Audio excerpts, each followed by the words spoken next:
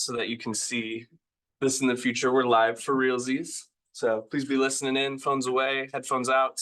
Just got a couple quick, not housekeeping necessarily, but lot going on this week with all these links and such. The first thing I want to mention is this announcement, if you've not read it yet. If you are a participant in Ramadan and you would like or you are participating in Ramadan, excuse me, and you would like a quiet place to hang out outside of the lunchroom or to rest or to do whatever you need to do, my classroom is open during your A lunch, so you're welcome to come in here at any time throughout the duration of Ramadan. I will also be fasting at this time or during that lunch, so it is not, you're welcome in here is all I'm saying. So there's that. If you're interested, you can always Canvas message me or reply to this announcement.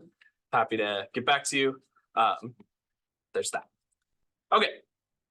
Next thing on our list of agendas and stuff is this Unit 4 introduction. We're going to be talking about color, specifically some resources and inspiration, and then we'll get more into detail on your actual project tomorrow during your guys' block day, and then you'll have plenty of time this week to work on that.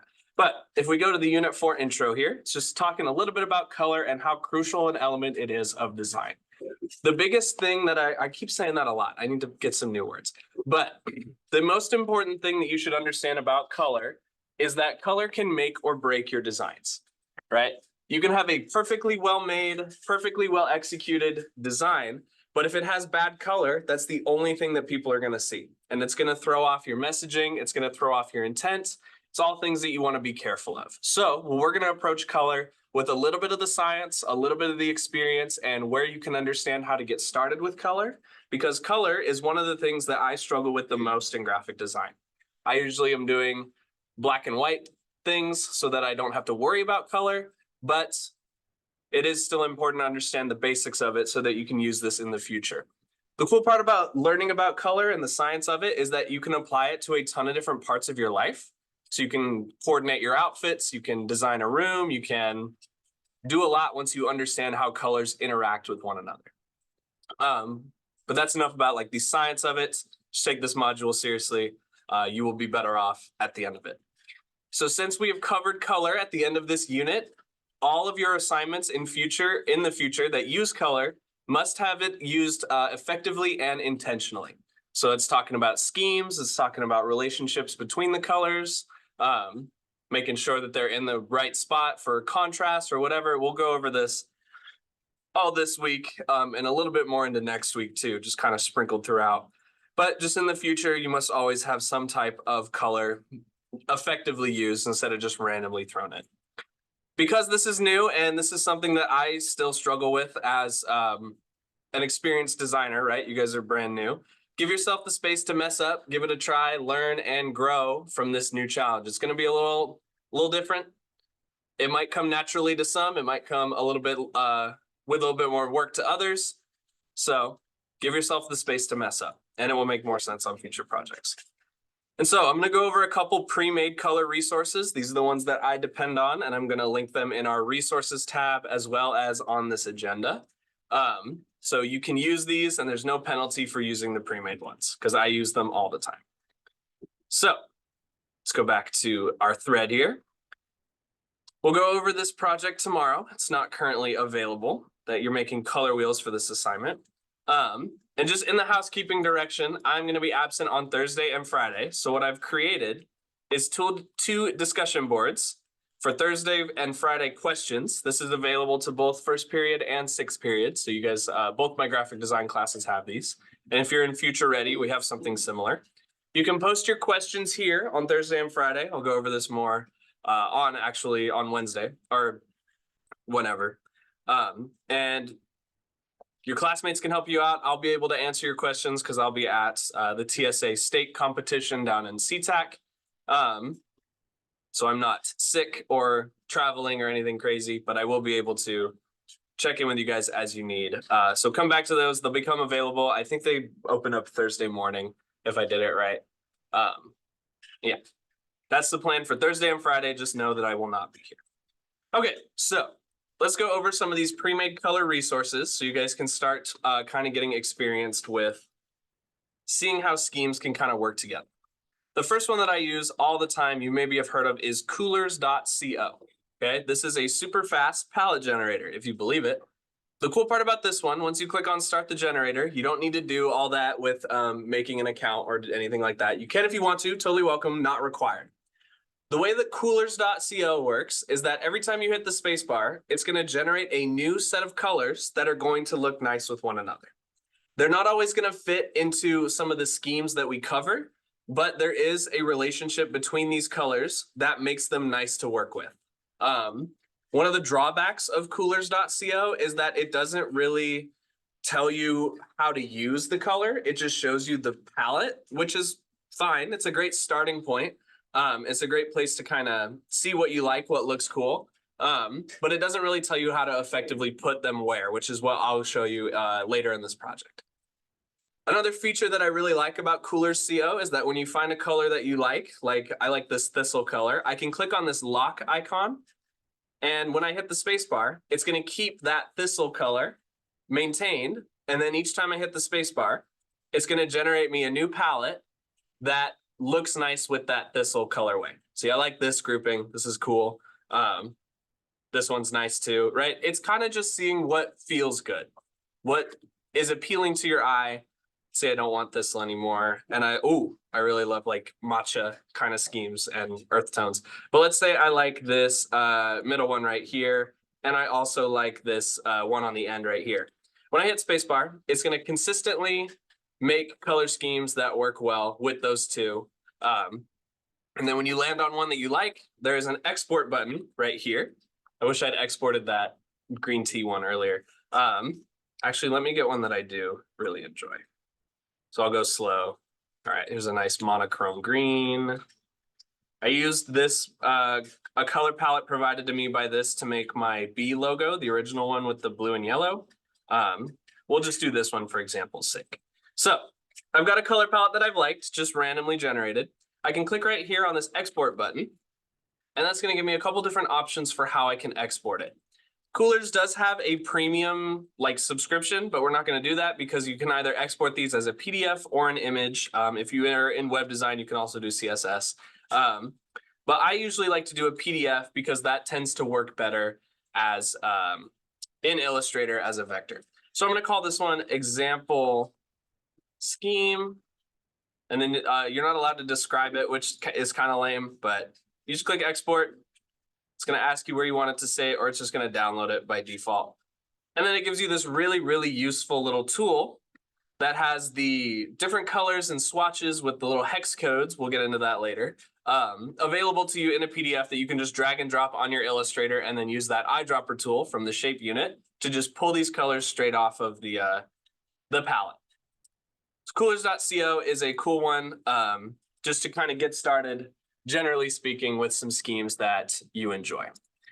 And then another one that I use a lot that is a little bit more involved. Let me see, where is it? I can't spell it right. It's called Palleton. Palleton. I don't know exactly how to say it. This is a one that I typically use more in my web design courses because it's a little bit more granular, a little bit more adjustable. But it is still a super valuable resource that you can look at. My favorite part about Palleton, one of its drawbacks is it's not very user-friendly, but my favorite part is how much it can provide you once you really get into some of these examples and stuff here. So the way Palleton works, I'll link both of these in your thread. And while I'm explaining these, feel free to explore them. It's kind of what today's about, is just getting used to these two main tools. Palleton is cool because it gives you examples, right? So the way Palleton works is it's going to start in this monochromatic, which means single color. If we break down the word mono means one and chroma means color, so monochromatic.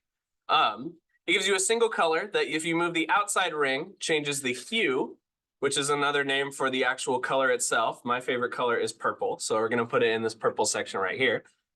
The hue is the outside color, and then the saturation is the amount of contrast or the amount of color inside of the color.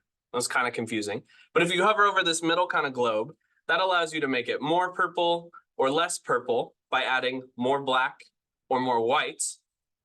All right, so let's say I want kind of I don't want to go too bright because it's a little bit hard to see. Let's kind of go for this lilac, springtime lavender. kind of situation.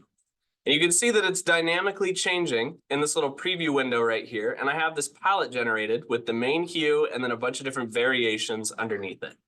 A lot of color is just finding out, and then you can adjust like the relationship. Honestly, just mess around with these. A lot of this class you might be finding is just messing around with stuff, seeing what sticks.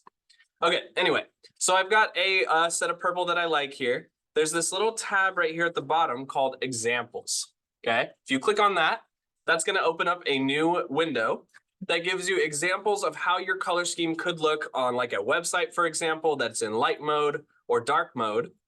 Something called positive design means it's color forward, whereas negative design is going to be more darker color oriented.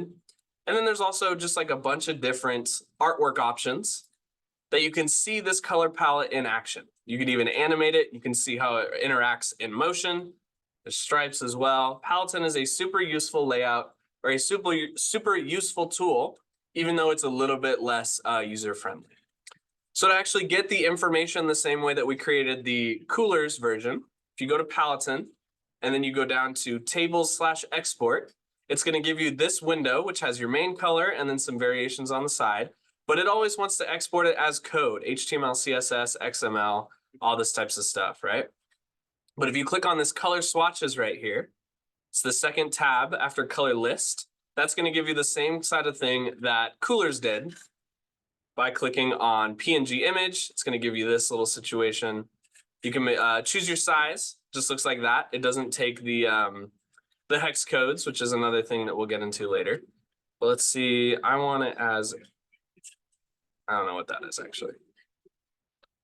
See, it's just a super useful tool. PNG image, that allows you to just pull it straight off. I wish there was a way to include the hex codes on it, but it still gets you that color swatch that you can use in your projects in the future.